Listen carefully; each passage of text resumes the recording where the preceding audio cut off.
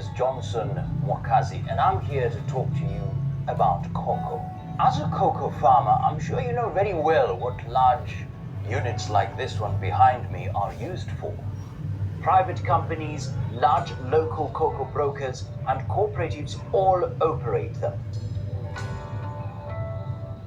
Maybe you've even been in the situation where you've collected fresh cocoa beans and rushed to bring them to a place like this to start the fermentation process.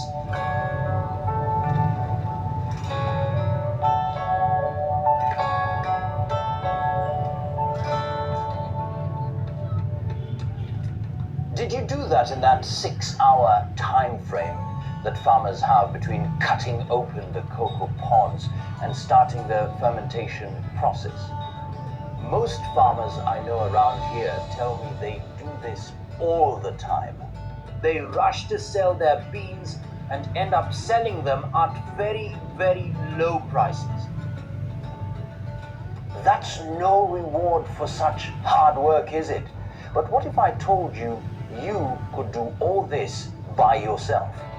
What if you could process and ferment your beans by yourself at home and probably double your income? You don't believe it's possible? Come, let me show you.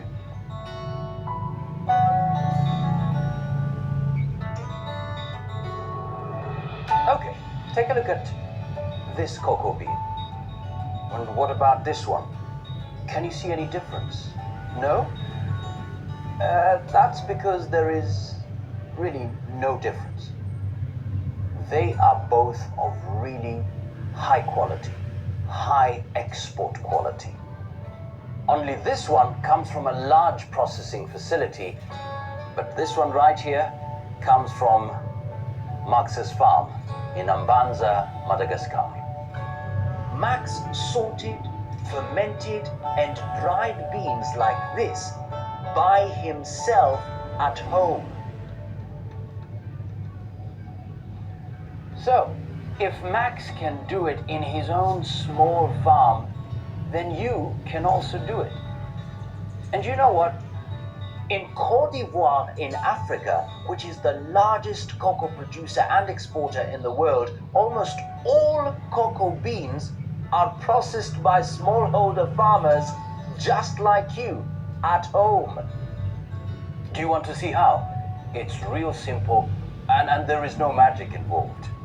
All you need are 2 woven bamboo baskets, some banana leaves, at least 20 kilos of fresh cocoa beans, and 6 days of time. That's it. Now, here's how it works. You line the bottom of the first basket with a thick layer of banana leaves. Pour your 20 kilos of fresh beans into it.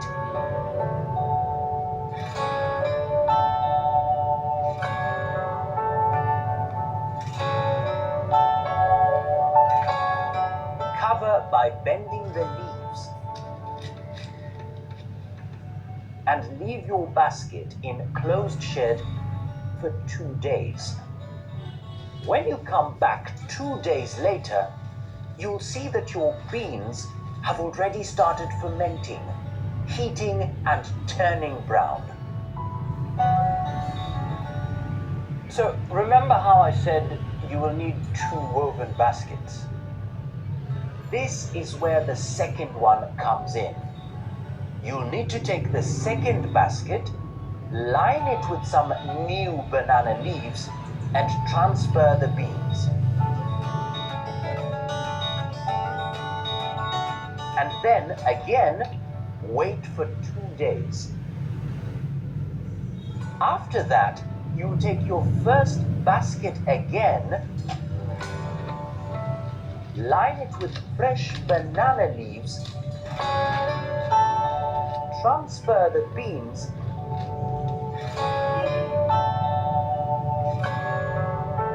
and put them back in the shed.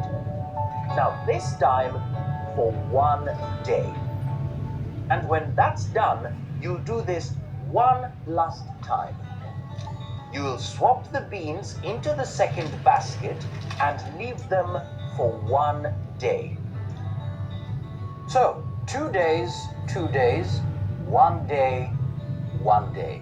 When you're done, you'll have a fully fermented, sticky brown mass of cocoa beans that's ready for drying. So, anything else you should keep in mind? Actually, just one thing. The fact that you can't dry beans directly on the floor. If chickens and dirt can come into contact with your beans, they lose quality. And you don't want that. So it's better to build a small wooden bench and cover it with some clean tarp, like this.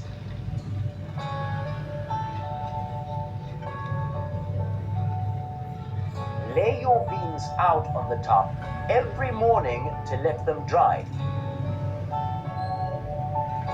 And then bring them back inside every evening.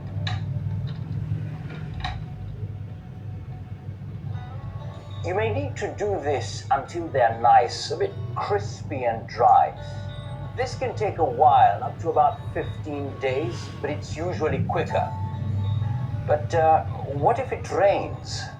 If it rains, turn the other part of the tarp and cover your beans so that they don't get wet and damaged. Easy, right? And that's it. This is how easy it is to produce your own high-quality cocoa at home. So, it's up to you. You can rush to sell your fresh cocoa beans at really low prices, or you can process them at home and almost double your income. You can store your processed beans in jute bags in a clean and secure shed and then sell them to the right buyer when the prices are high. So, ready to start processing your own beans and increase your well-deserved income? Start now.